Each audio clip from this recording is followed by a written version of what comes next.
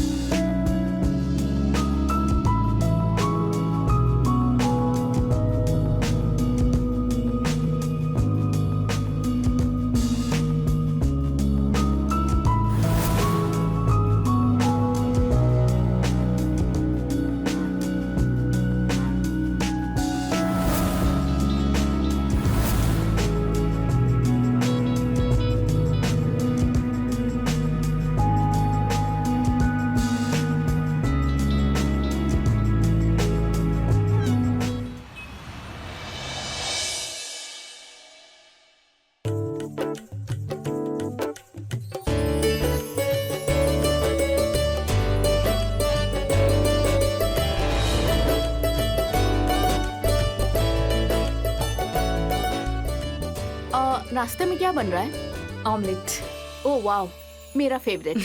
नहा लिया तुमने? हाँ। तो बाल तो सुखा लेती। वैसे गीले बालों में तुम बहुत सुंदर लगती हो।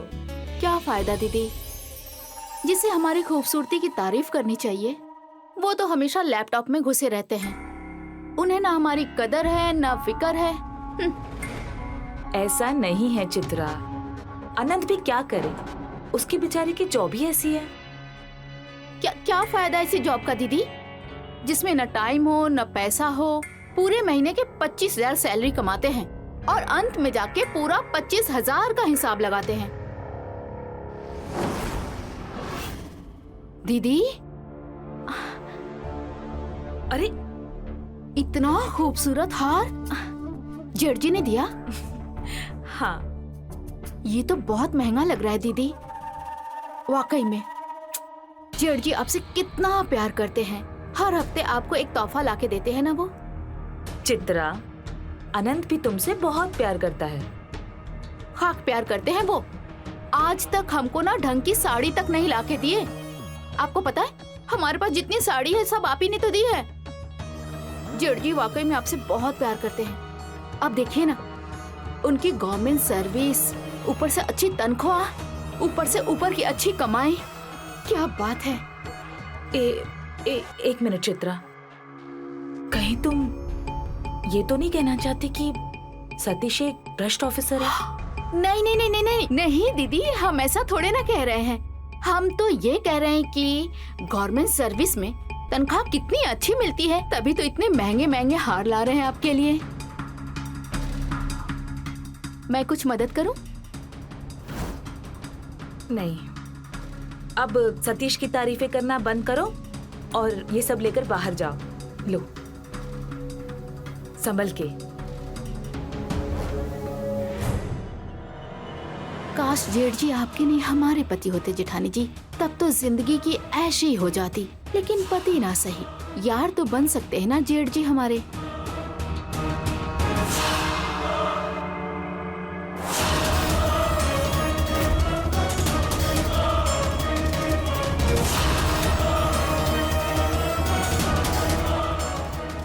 जेठ जी,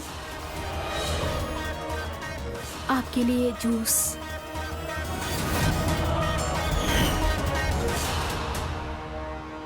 जेठ जी,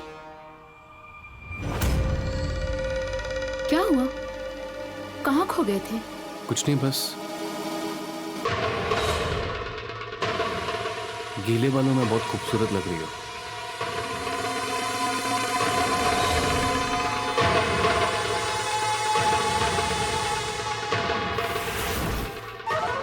सॉरी, कुछ ज्यादा नहीं खो गए आप?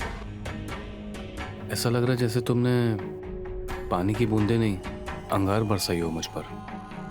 ओह, शायराना, क्या बात है।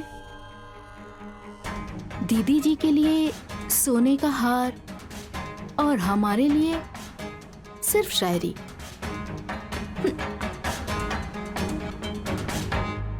किसने कहा कि सिर्फ दीदी के लिए? ये तुम्हारे लिए? क्या ये सच में हमारे लिए? ये तो बहुत खूबसूरत है। सच ना? ये हमारे लिए है ना? अपनी दीदी को मत बताना। नहीं नहीं नहीं, भला हम क्यों बताएंगे? ये तो आपके और मेरे बीच में सीक्रेट रहेगा ना? वाकई में बहुत खूबसूरत है।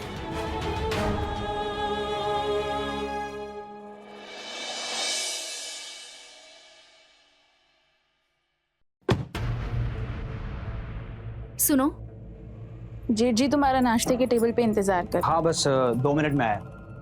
हमको एक बात नहीं समझ में आती। एक छोटे से मामूली अकाउंटेंट हो तुम प्राइवेट कंपनी में, फिर भी इतना बिजी रहते हो जैसे किसी बड़े कंपनी के मालिक हो। हाँ, हद है यार।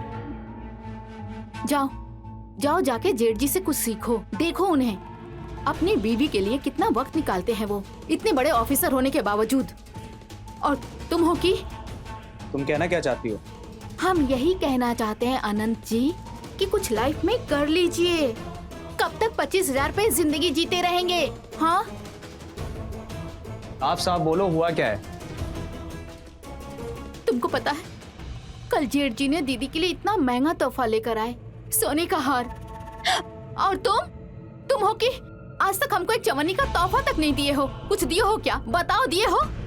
चित्रा, तो मुझे थोड़ा सा वक्त दो, मेरा प्रमोशन होने वाला है। उसके बाद मैं भैया की तरह हर हफ्ते तुम्हें गिफ्ट ला के दूंगा। लाओगे ना तुम? लाओगे मसूर की दाल, मूंग की दाल, यही सब लाओगे हमारे लिए। अनंत, कभी खुद को देखा है मिरर में? आईने में खुद को देखा है कभी? थोड़ा सा भी चार्म नहीं है तुम्हारे में। छे, किस्मत हमारी ही फूट गई है।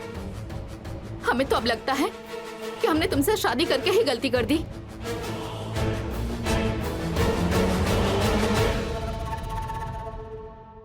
सतीश जी, टिफिन।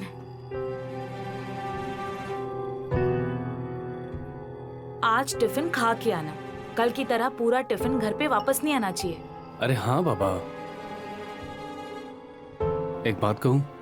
हाँ, थोड़ा सीखो चित्रा से। वो कैसे हमेशा वेल ग्रूम्ड और सज सवर कर रहती है, खुद को देखो, हमेशा थकी आ रही।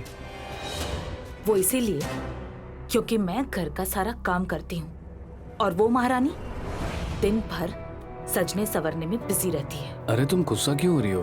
मैं तो बस यूं ही कह रहा हूँ कि एक पति को अपनी पत्नी को सजता संवरता हुआ देख के अच्छा लगता है। अच्छा, चलता हूँ। गाड़ी थोड़ा तरीके से चलाना, आजकल बहुत रैश ड्राइविंग कर रहे हो। तो भैया मैं तो सही से ही चलाता हूँ। एक तो तुम किसी की सुनते नहीं हो। मैं तो सोच रहा हूँ ऑफिस से गाड़ी मंगवा लिया करो, कम से कम ड्राइवर बात तो सुनेगा मेरी।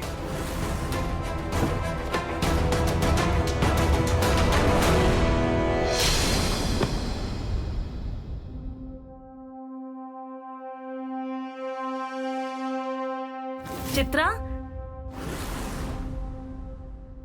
दीदी, आप? अरे क्या हुआ चित्रा?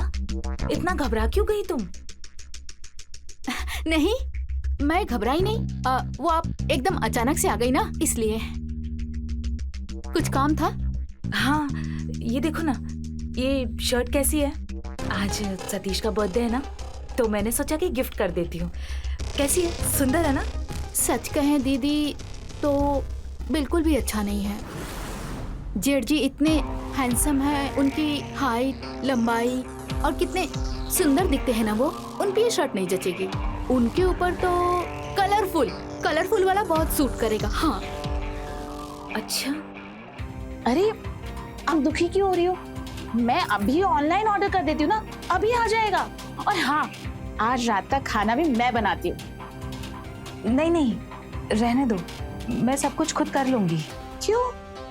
आज जेठ जी का इतना स्पेशल दिन है, आपका भी है, यानी उनकी क्वीन के लिए भी तो स्पेशल दिन है ना, तो रात का खाना तो मैं ही बनाऊं।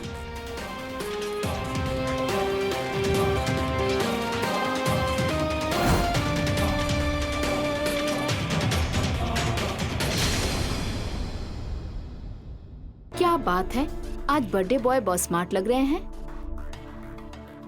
Thank you. और तुम्हारे कान के झुमके बड़े प्यारे लग रहे हैं। Thank you. Happy birthday to you, happy birthday to you, happy birthday भैया। Thank you Anant. Wow, cake तो बहुत बढ़िया है। चलिए अब केक काट भी लीजिए। जरूर। अरे एक मिनट, बहुत जरूरी काम है। ये बताओ कि इन दोनों शर्ट्स में से आपको ज्यादा कौन सी अच्छी लगी? ये वाली।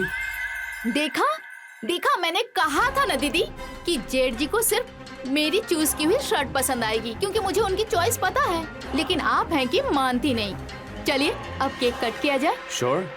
Happy birthday to you, happy birthday to you, happy birthday dear जेठ जी, हैप्पी बर्थडे टू यू। ये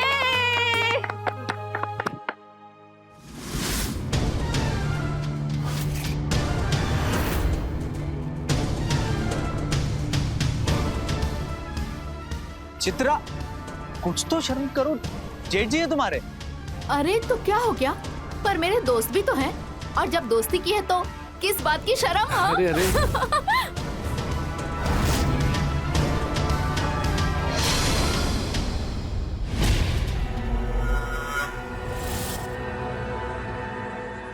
यहाँ आप? हाँ वो केक साफ करने आया था। मेरे वॉशरूम में पानी नहीं है और मुझे काफी इरिटेशन हो रही है, तो अच्छा आइए।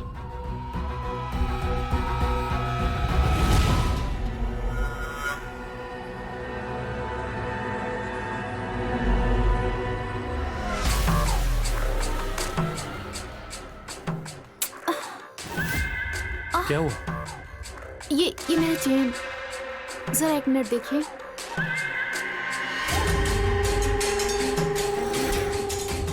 मेरा चेन भी आपके जितना मुझे सताता है।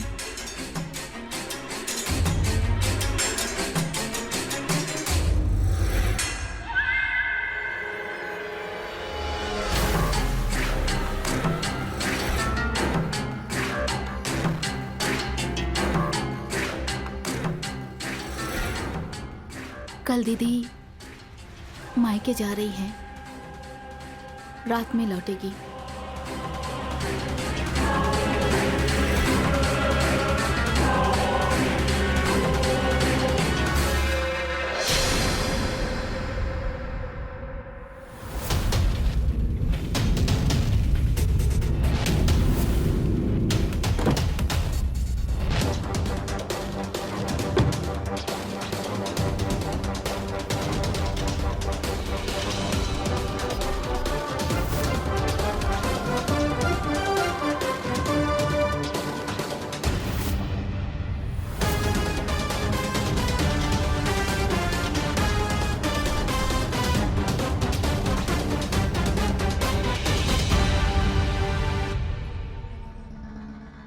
क्या हुआ?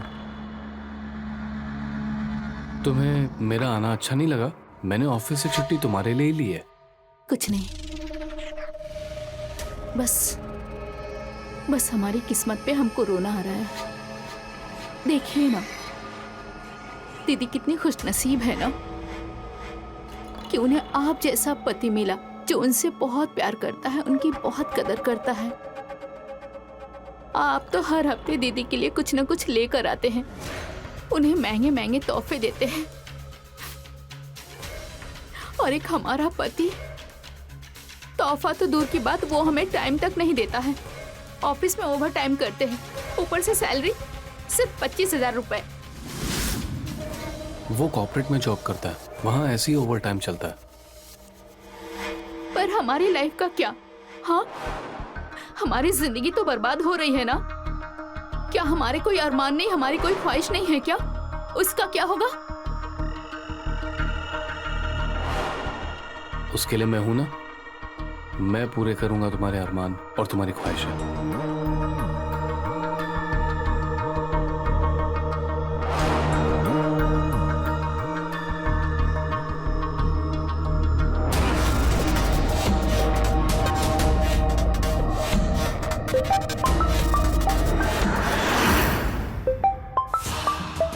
एक मिनट।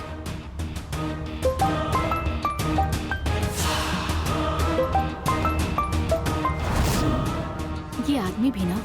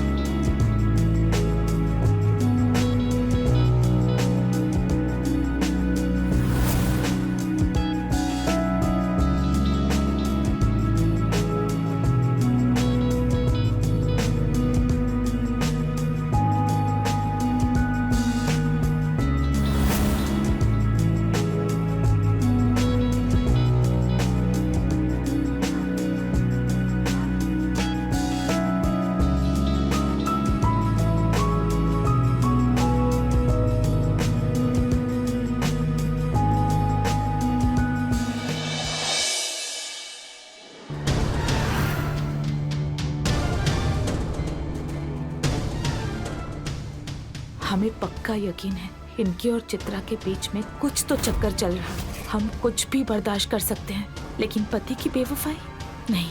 हमें कुछ करना ही होगा, क्योंकि हम अपनी जिंदगी में सौतन नहीं चाहते, बिल्कुल नहीं।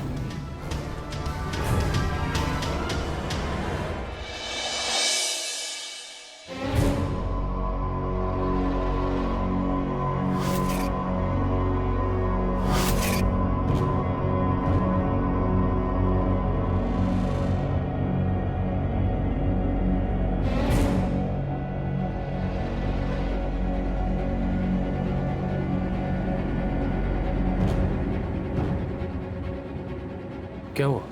आजकल तुम्हारा मूड बड़ा खराब लग रहा है। सतीश जी, मुझे आपसे कुछ बात करनी है। बोलो। आपने कहा था कि अनंत और चित्रा एक आध महीना यहाँ रुकेंगे, और जैसे ही अनंत को कोई अच्छा जॉब मिल जाएगा वो चित्रा को लेकर यहाँ से चला जाएगा अपने नए घर में। लेकिन अब करीब 2 महीने हो चुके हैं, और कितना समय। तो क्या हो गया कमला? अनंत मेरा छोटा भाई है, वहाँ कानपुर में बहुत कम सैलरी में जॉब कर रहा था। यहाँ लखनऊ में कम से कम करियर बनने के चांसेस तो हैं, और बड़े भाई का घर होते हुए वो किसी और जगह पे रहेगा अच्छा लगता है क्या? देखो, उसे थोड़ा फाइनेंशियली स्टेबल हो जाने दो, अच्छी जॉब लग जाने दो, थोड़े पैसे जमाने दो, उसके बाद देख लेंगे उसके लिए दूसरा घर। नहीं सतीश जी, मुझे कुछ ठीक नहीं लग रहा। पता नहीं क्यों मुझे चित्रा के लक्षण ठीक नहीं लगते। वो जैसे चिपक चिपक के आपसे बातें करती है, आपके आसपास घूमती रहती है। मुझे ये सब कुछ जरा भी पसंद नहीं। अरे बच्ची है वो, ऐसे ही करती है, तुम उसका टेंशन मत लो।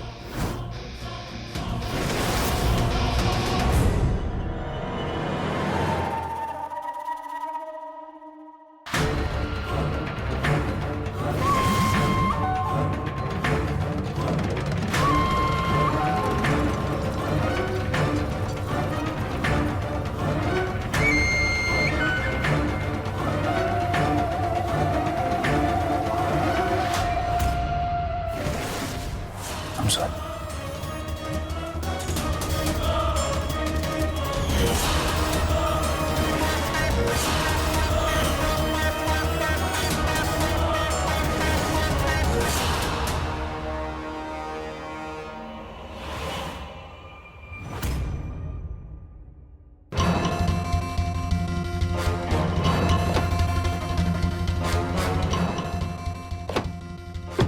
अनंत, मैं कुछ भूल गया हूँ, तुम गाड़ी निकालो।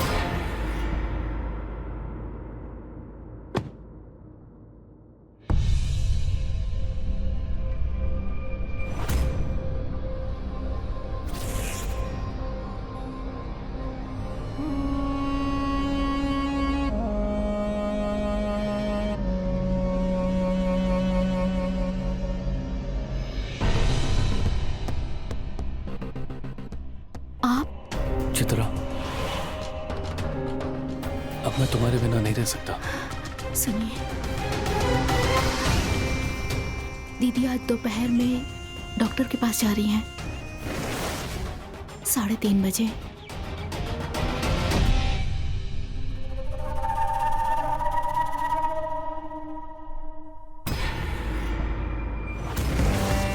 अरे, आप अभी तक ऑफिस नहीं गए? अरे वो फोन भूल गया था। तुम आज डॉक्टर के पास जा रही हो? हाँ, वो 3:30 बजे का अपॉइंटमेंट है, लेकिन आने और जाने में शाम हो जाएगी।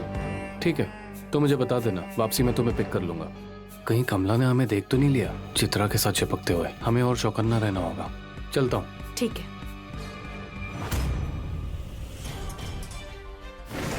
लेकिन इन्हें कैसे पता चला कि मैं डॉक्टर के पास जा रही हूँ? मैंने तो इन्हें बताया ही नहीं था।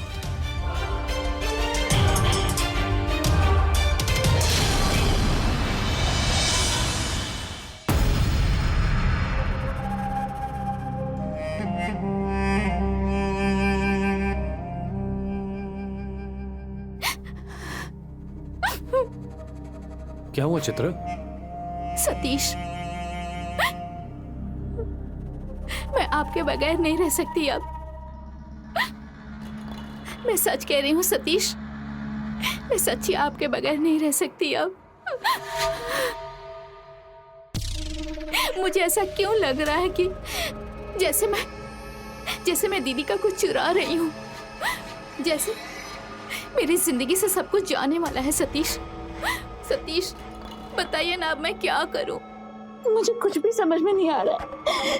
सतीश, मुझे कुछ भी नहीं समझ में आ रहा है। प्लीज मुझे बताइए, मैं क्या करूँ? चित्रा, मैं भी तुम्हारे बगैर नहीं रह सकता, और ये सोचकर कि वो आनंद तुम्हारे साथ है, मेरे रगों में कीड़े तोड़ते हैं। पर सतीश, आखिर कब तक? मुझसे नहीं हो पाएगा। कब तक हम यूं ही ऐसे चुपके चुपके चोरी चोरी मिलते रहेंगे सतीश? हाँ, और वैसे भी सब कुछ तो दीदी का है ना? हाँ, अगर आपने मुझे छोड़ दिया तो हाँ, सब कुछ तो दीदी का है। आप तो कभी भी अपनी मर्जी से मुझे इस घर से और अपनी जिंदगी से निकाल फेंक देंगे। फिर मेरा क्या होगा? मैं कहाँ जाऊंगी? मेरा क्या होगा सतीश? हाँ? तुम्हें सच में ऐसा लगता है मैं करूंगा तुम्हारे साथ? पर दीदी और अनंत के रहते हुए हम कैसे खुल के मिल पाएंगे? हम तो खुल के जी भी नहीं पाएंगे। मैं तुम्हें पाने के लिए कुछ भी कर सकता हूँ। सच्ची ना? हाँ चित्रा।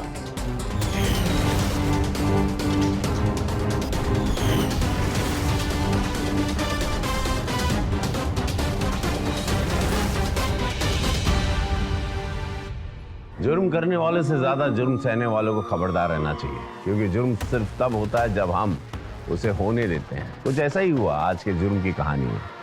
ऐसे अपनों पर होने वाले जुर्म को हमें रोकना ही होगा, चाहे जो हो जाए। ये इंसानी फितरत है कि दूसरों की थाली में हमेशा पकवान ज्यादा ही दिखते हैं, और जब कोई इंसान दूसरों की थाली को हड़पने की कोशिश करता है तो एक जुर्म की शक्ल ले लेता है।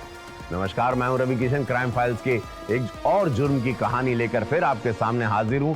एक औरत की महत्वाकांक्षा की वजह से उसने एक शादी को बर्बाद करना शुरू कर दिया, वो भी अपनी ही बहन जैसी जेठानी की शादी। उसके पति पर डोरे डालकर अपनी ही जेठ के साथ चक्कर चलाकर सगी सौतन बनने चल पड़ी। क्या होता है जब रिश्ते तार तार हो जाते हैं? आइए देखते हैं इस सगी सौतन के जुर्म की दास्तान कौन सा भयानक मोड़ लेती है। आई मुझे कुछ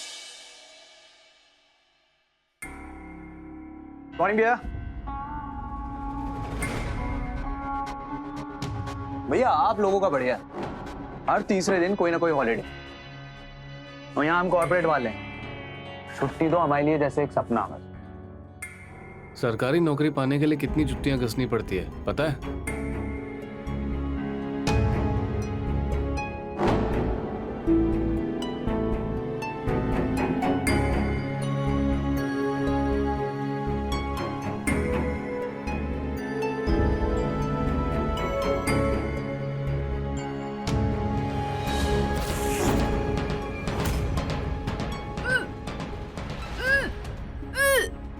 चित्रा, कमला ये देखो लीजिए। जरा। चित्रा, बैठो बैठो, वो देख लेगी। चित्रा,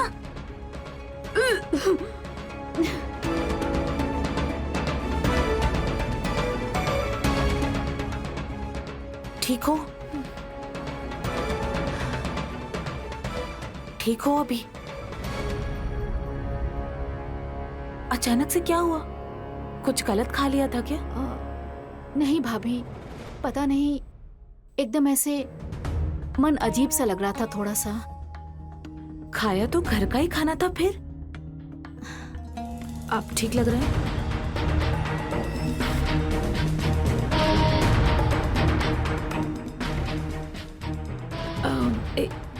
एक मिनट, खट्टा वट्टा खाने का मन तो नहीं कर रहा है? हाँ, कर रहा है? चलो फिर, ये तो खुशखबरी है।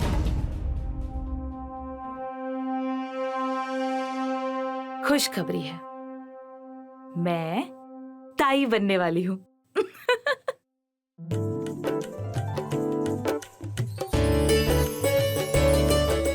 भैया मुबारकबाद तो दे दो।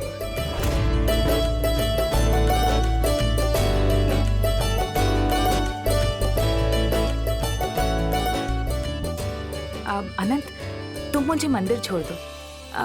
नहीं, रहने दो, तुम लेट हो जाओगे, मैं खुद ही ऑटो लेकर चली जाती हूँ। भगवान से मुझे इस खुशखबरी के लिए शुक्रिया अदा कहना है।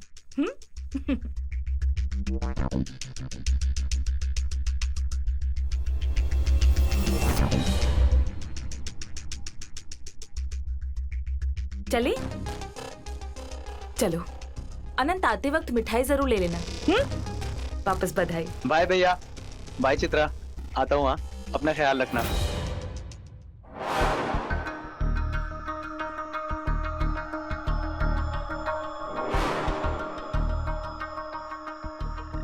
आप क्यों दुखी हो रहे हैं? क्या सुनना चाहती हो? अरे, ये तो खुशखबरी है ना कि हम माँ बनने वाले हैं। होगी तुम्हारे लिए। और अगर हम ये कहें कि ये बच्चा आपका है तो?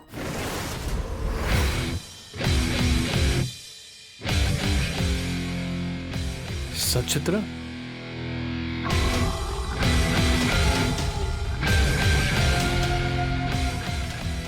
अरे अब तो मुस्कुराओ।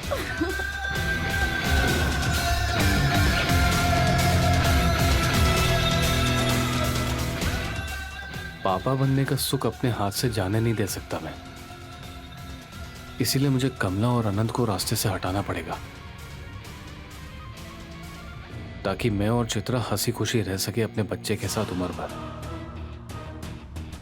और अनंत की मौत तो आज ही रात करवा के रहूंगा मैं।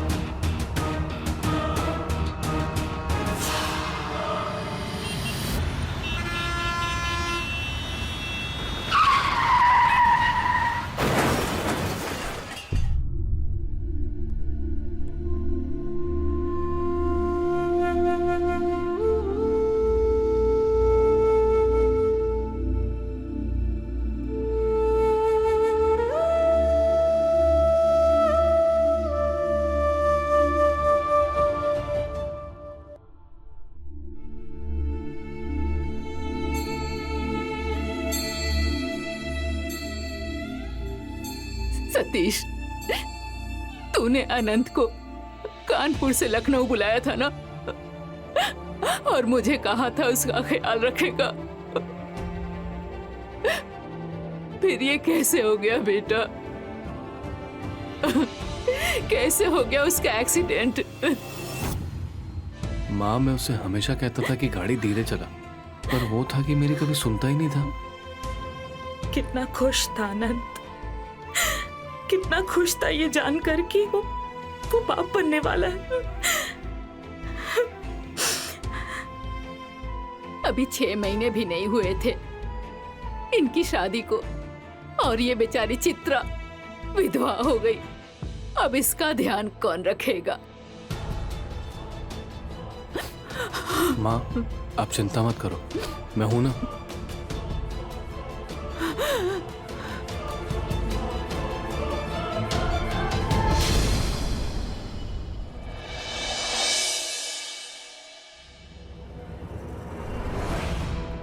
कहाँ रख दिया उसने? इसमें भी नहीं है। कहाँ रख के गई ये? कमला, कमला! अरे हाँ, वो तो मंदिर गई होगी। चित्रा कहाँ चली गई? चित्रा, चित्रा, चित्रा, चित्रा, कहाँ चली गई ये?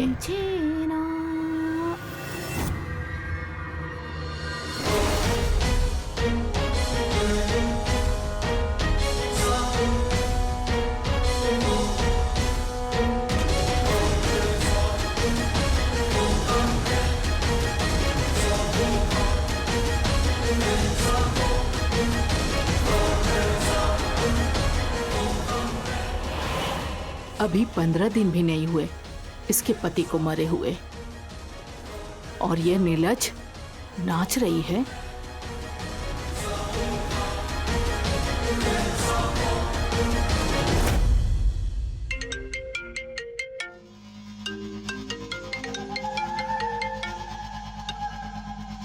हेलो। मैं ऑफिस से घर आ रहा हूँ। अच्छा, बड़ा जल्दी घर आ रहे हो, पर इतना जल्दी घर आके करोगे क्या? क्योंकि पहले तो हमारी जेठानी जी हड्डी बनी थी, और अब तुम्हारी मम्मी जी कबाब में हड्डी बन के बैठी हैं। मम्मी की चिंता छोड़ो, बड़ी तलब लग रही है तुमसे चिपकने की। ओह, तो एक काम क्यों नहीं करते? अपनी मम्मी जी को फिर से कानपुर भेज दो। अरे आज रात के मजे लेने दो, कल निपटारा करता हूँ अपनी माँ का। ठीक है, मैं आपका वेट कर रही हूँ। जरा प्लीज जल्दी आ जाना। Okay, bye.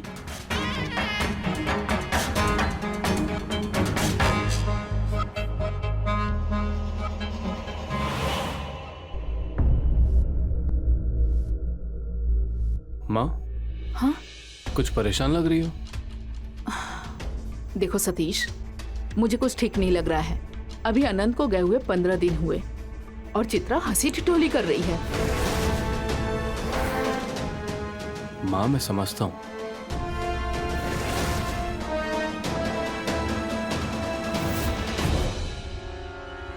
माँ जी, आप जेठ जी से हमारी शिकायत कर रही हैं? नहीं चित्रा, ऐसा कुछ नहीं है। माँ ने कुछ नहीं कहा। अच्छा, हमने सुना, हमने अपने कानों से सुना। माँ जी, आपको हमारा रंग ढंग, हमारा चाल चलन बिल्कुल नहीं पसंद। क्यों, क्या दिक्कत है माँ जी? हम थोड़ा सा हंस खेल रहे हैं, बोल रहे हैं, सबसे बातें कर रहे हैं, इस बात से तकलीफ है आपको? नहीं नहीं, आप बताइए हम क्या करें माँ जी, हम क्या करें? दिन रात सिर्फ रोते रहे, जाके मोहल्ले में पीते ये गाना गाते रहे कि हमारा पति मर गया, पति मर गया, ये करते रहे आप।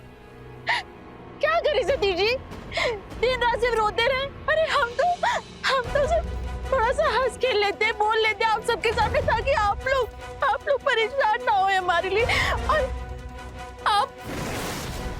चित्रा तुम माँ जी प्लीज रोना बंद करो। माँ ने नहीं ऐसा कुछ नहीं सतीश जी कहा। नहीं, हम कल से सिर्फ रोते रहेंगे, ठीक है? हम कल से किसी से कोई बात नहीं करेंगे, हम सिर्फ रोते रहेंगे कि हमारा पति मर गया। चित्रा प्लीज रोना बंद करो। क्या माँ, पहले ही वो परेशान है, ऊपर से आपने भी रुला दिया।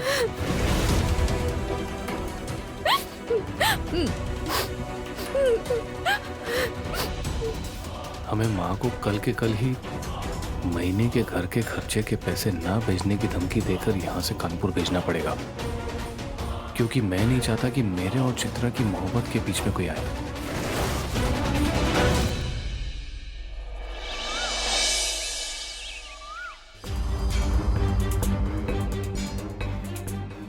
माँ आप मेरी वजह से तो नहीं जा रहे हो ना? नहीं नहीं, बस मन नहीं लग रहा है। खुश रहो, खुश रहो। चित्रा गाड़ी की चाबी अंदर रह गई है, लेकर आना। दीदी हम लेकर आते हैं चाबी जेठ जी को, आप यहीं रुकिए।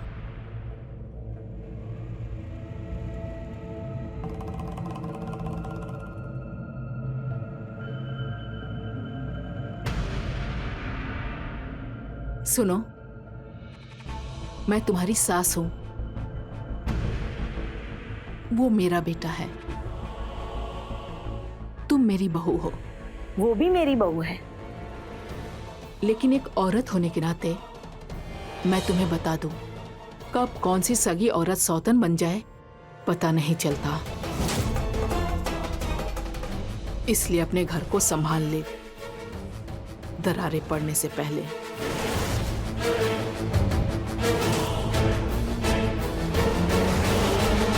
जुर्म करने वाले की सोच की दाद देनी पड़ेगी। न जाने क्या सूझता है उन्हें कि इतना बड़ा जुर्म कर लेते हैं, वो नहीं किसी मासूम इंसान की जिंदगी दांव पे लगाकर। एक बार भी नहीं सोचते कि उस मासूम इंसान पर क्या असर होगा उसका। हमें ऐसे ही जुर्म करने वालों से दूरी बनाए रखनी और अपनी जिंदगी को सुरक्षित रखना है। किसी पर अंधा विश्वास नहीं रखना चाहिए। देखा आपने कैसे सतीश और चित्रा हवस की गहरी खाई में गिरते चले गए, संभल ही नहीं पाए। सतीश को चित्रा की आदत होने लगी और वो रोज कोई ना कोई बहाना बनाकर अपनी पत्नी कमला को कुछ घंटों के लिए घर से बाहर रखने लगा और इन्हीं कुछ घंटों में वो चित्रा को मिल गया। ये सिलसिला हफ्तों चला।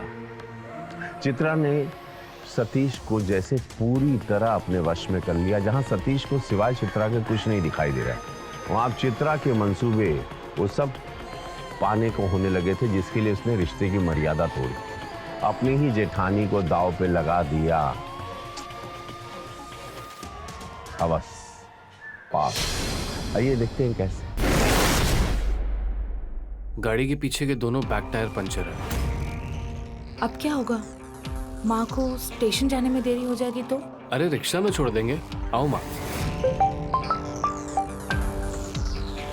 Good morning sir. मैं बस ऑफिस के लिए निकल ही रहा था। एक्चुअली माँ को स्टेशन छोड़ने जा रहा हूँ। बताइए ना, कुछ अर्जेंट? ठीक है, मैं देखता हूँ। कमला, तुम माँ को रिक्शा से स्टेशन पे छोड़ दो। दिल्ली से कोई बड़े ऑफिसर्स आए हैं, मुझे जल्दी ऑफिस जाना होगा। अच्छा ठीक है, मैं माँ को छोड़ देती हूँ। ठीक है माँ, अपना ख्याल रखना। खुश रहो।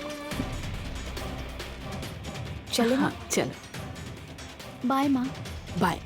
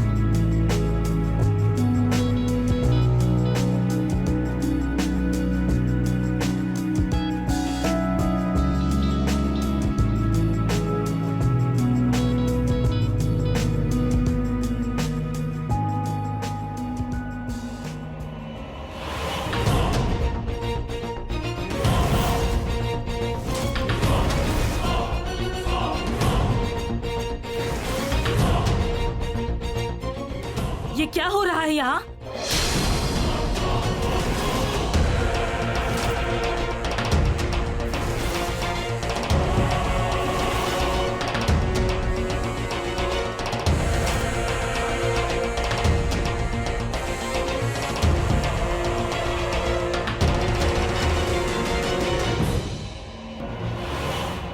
भाभी भाभी चित्रा, तुम इतनी गिरी हुई हो, ये मुझे आज समझ में आया। अब तुम मेरे इस घर में एक पल और नहीं रुक सकती। निकलो यहाँ से, मेरी बात निकलो। सुनिए।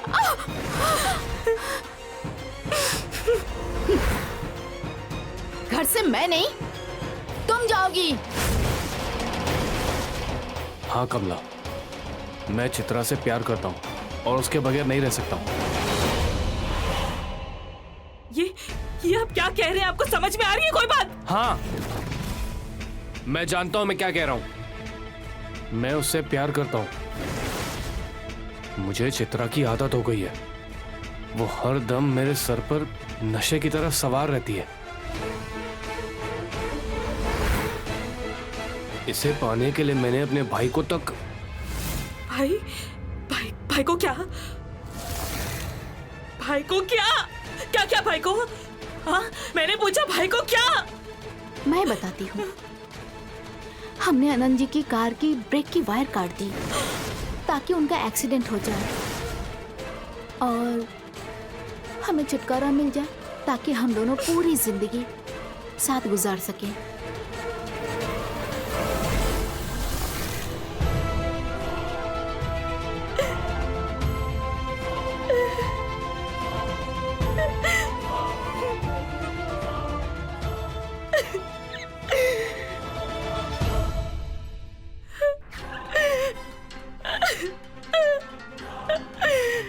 अब मरने के लिए तैयार हो जाओ।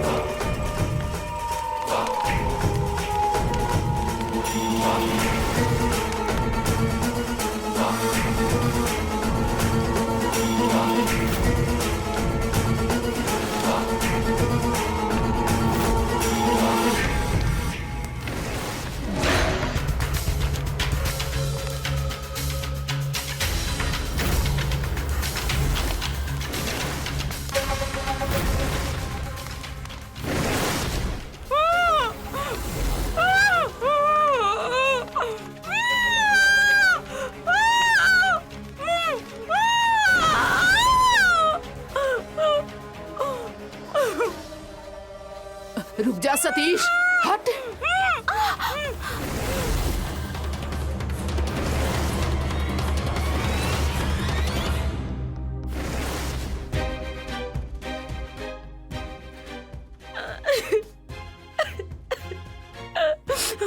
माँ जी, इन दोनों ने मिलकर अनंत को भी मार डाला।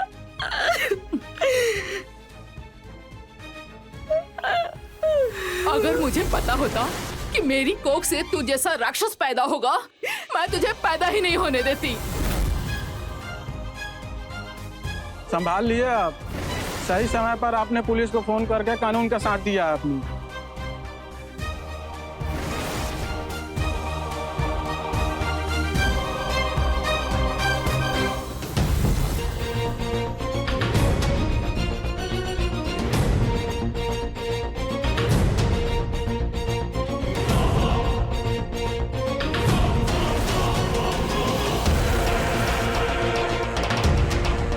जैन साहब कोई गलती मत करना वरना शूट कर दूंगा। ले चलो सबको।